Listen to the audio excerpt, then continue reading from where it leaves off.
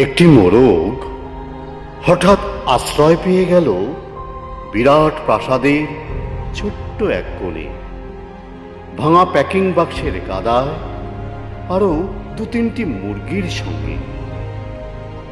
আশ্রয় যদিও মিলল, উপযুক্ত আহার মিলল না।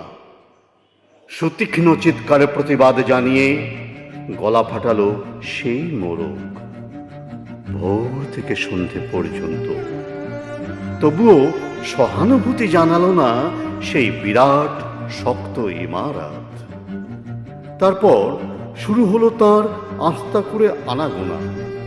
আশ্চর্য, সেখানে প্রতিদিন মিলতে লাগলো ফেলে দেওয়া ভাত রুটির চমৎকার প্রচুর খাবার।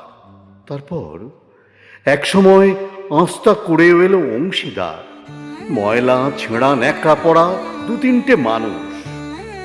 কাজেই দুর্বলতর মোরগের খাবার গেল বন্ধ হয়ে। খাবার খাবার খানিকটা খাবার। অসহায় মোরগ খাবারের সন্ধানে বারবার চেষ্টা করলো প্রাসাদে ঢুকতে। প্রত্যেক বাড়ি তাড়া খেল প্রচণ্ড। ছোট্ট মোরগ ঘাড় উঁচু করে স্বপ্ন দেখে প্রাসাদের ভেতর রাশি রাশি খাবার।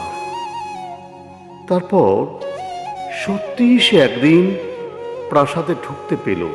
একেবারে সোজা চলে এলো ধবধবে সাদা দামি কাপড়ে ঢাকা খাবার টেবিলে। অবশ্য খাবার খেতে নয়, খাবার হিসেবে।